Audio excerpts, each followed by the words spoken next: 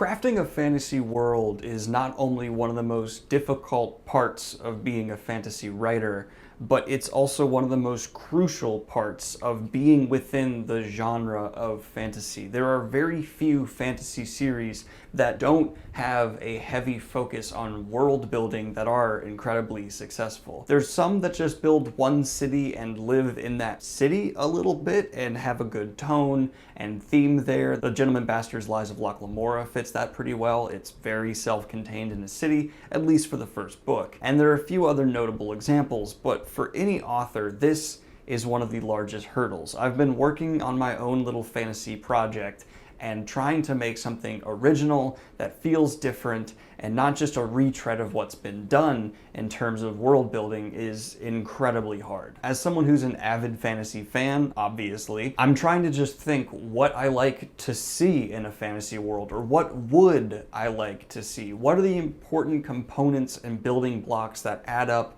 and accumulate together, resulting in a good fantasy world? And that's what we're gonna go over here in this video. What makes a fantasy world stand out and not just be a decent part of your story, but elevate the story as a whole? Obviously, there's the physical layout. You need to construct a world that makes sense physically. This is the smallest and easiest part. You look at geography, you figure, okay, I want these people here, do some rough working, put some mountains where you want them, just give a rough skeletal build, and most likely hire an artist to make it all look pretty, fill in some of the blanks, and you're good to go. The geography of it is a surprisingly small part of it. I've had a strange hobby of drawing fantasy landscapes for years. I started in high school, and every now and then, once a month or so, will just sketch up a weird little fantasy map. It's not that hard, and there's different ways you can approach it. You can have a bunch of islands, things like that. This is the least difficult, least important, honestly, aspect to your fantasy world. As long as it makes sense and isn't obviously clearly just like Europe tilted on its side, you're good to go. There are a few tropes you might want to lean away from and try to dodge, like having the Badlands focused and concentrated in one area. That's kind of getting tired and worn out, but can still be done fairly well. I even drew Middle-earth kind of recently.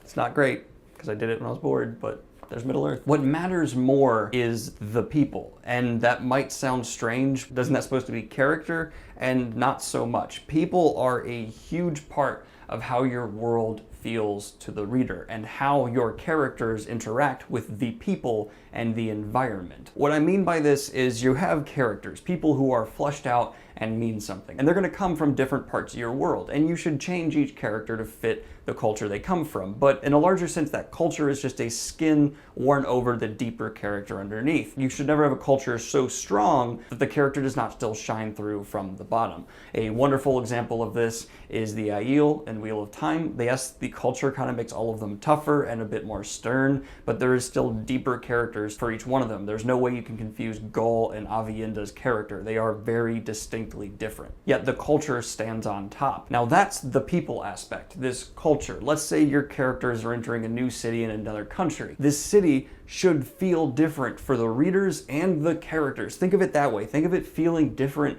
for the characters as you write, and this will allow the environment to grow and feel like something broader and newer for the readers. Any experienced author probably thinks I'm saying very basic things, but as someone who has read some not so great fantasy, this is often missed out. A lot of cities just feel like the same one after the next, and authors seem to forget to craft a culture or a feel to a city that is distinct. Even in America, if you just go from Phoenix, Arizona to New York, there is a large difference in feel. You cannot wake up in Phoenix and go, I wonder if I'm in New York. That will not happen for many reasons. Although when I lived in Phoenix briefly, I saw people wearing coats when it was like 100 some out. I don't know what these demon people were, but okay. So you've taken the time to make maybe the cityscapes look different, and the people have a culture that will stand out to the reader, and that's fine. But the ball is very often dropped after that initial encountering. It's, oh, here's this culture, it's neat, it's different, the character's a little bit off-put, and then it slowly just dies. And there's no more mention of that culture, it just kind of bleeds and blurs into the background without ever having prominence.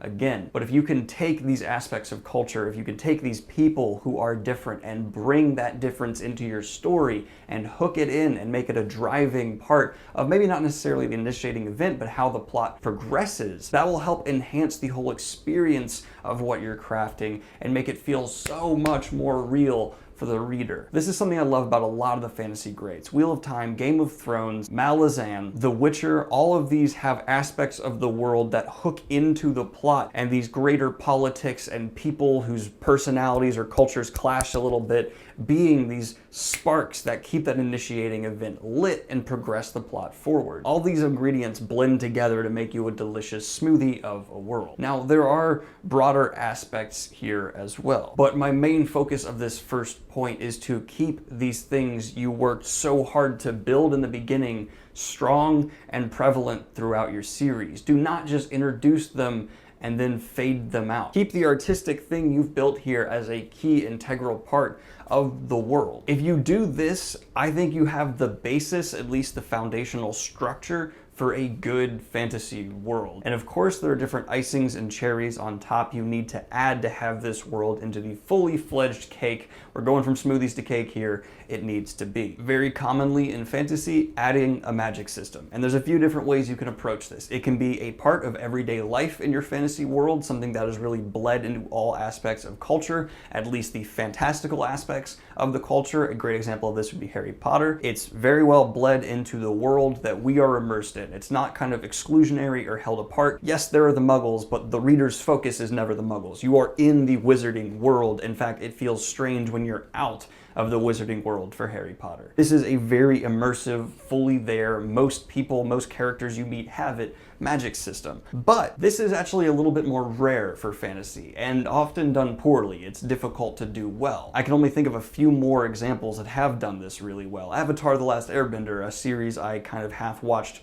as my roommate watched it and then later on watched more thoroughly on my own, does this great, having this elemental bending kind of permeate the whole world. Very nice. But much more commonly for fantasy, magic systems will be exclusionary, off to the side, and very self-contained, either in a tower or a school, or oh, everyone who uses magic gets sent here, or there's only very few magic users and they're all very powerful, or they're completely excluded from society, just putting them in a position so that your characters will not normally run into them until they do. Again, not the most original thing, but has been done very well and services authors greatly. There's nothing wrong with this approach, but a struggle I was having while I'm trying to sketch out and storyboard this idea that's been festering in my head forever, it's becoming clear that there are a few other roads to take here, and I've looked and there are great examples of authors who had alternative takes to this, some treating their magic like a disease, which was very interesting to read, and others like it's this unknown force that people are afraid of that is kind of in culture, but it's like a new blunt battering ram smashing into their everyday life. That was also pretty neat. And I encourage any authors out there to maybe do take a new approach. Don't have it be this, oh, it's every day or it's nothing. Find a middle ground. Find maybe an introduction or a kind of new angle to work magic,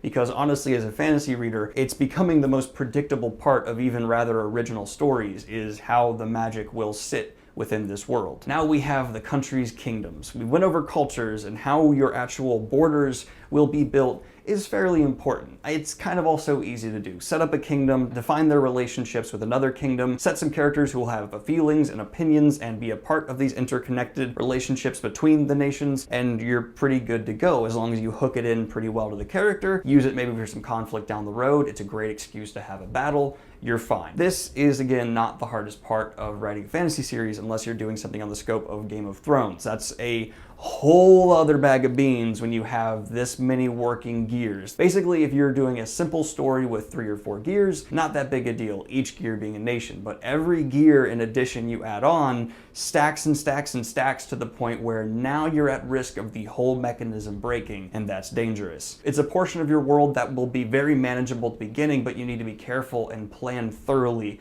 how it grows. You can't really have nation relationships just kind of be an on-the-fly decision. It needs to be something that makes sense for the history you're going to build. And this brings me to most important, in my opinion, aspect of your world that is going to help your reader really fall in love with it and give them more to dig, deeper into. So fantasy worlds can work without almost anything I've just mentioned. There can be a fantasy world where magic is dead. Somehow the nations have fallen apart. It's essentially post-apocalyptic. Culture does not matter. You just have people thriving and living and trying to make it in what's left of this world. That could be a completely valid approach, but what matters most is a history. Give this world a history that the reader can slowly be drip fed and get little nuances of information that give broader and greater context to everything that happens within the story. There is no better example of this, in my opinion, I'm gonna geek out about it again, than Wheel of Time. The histories are slowly fed to the reader, and you have to take broader assumptions from these informations you have got, especially for one of my favorite characters, Ishemael. No spoilers, but almost everything we learn about him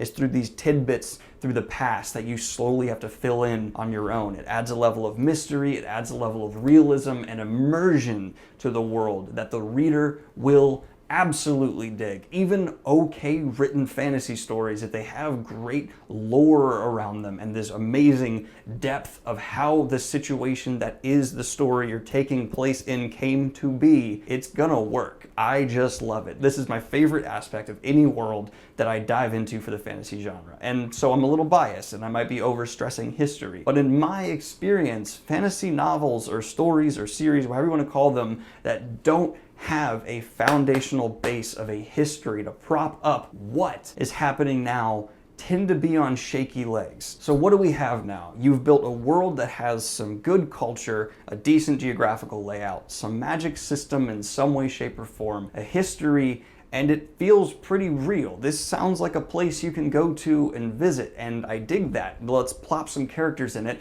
let's have some initiating incidents, and let's get the show on the road. And now there's the final point for me to make here, and probably the one I can say the least about. Execution of how your characters will interact with this world. What's really important to remember here is that characters are simply a way for the reader to be placed in this world, and the events that happen are happening to the reader while they're experiencing your story. So it's so important to have these characters interact with this world and have the plot be somehow reliant to these features of the world that we've just talked about to make everything come together and have a delicious dessert, we're still in a dessert here for the metaphor, good story that's going to actually feel real, have stakes, and everything builds to this crescendo that is your creation. What has been permeating in your brain you can put to pages. That is what makes a fantasy world work. Having these foundational things, putting all the ingredients on top, making the cake, because the smoothie metaphor didn't work, delicious, and then presenting it to the reader. Your presentation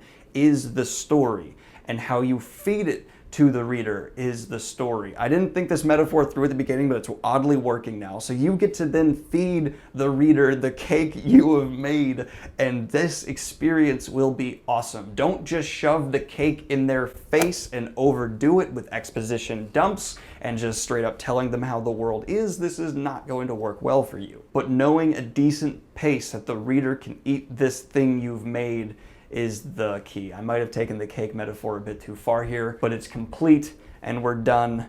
I'm happy with how this video turned out. I hope you guys enjoyed this one. Fantasy worlds have been on my mind a lot recently. I've been diving deeper into them left and right. I hope you enjoyed this video. Like and subscribe if you have not already, and hit the Patreon if you want to support what I do here. Have a good one, y'all. Peace.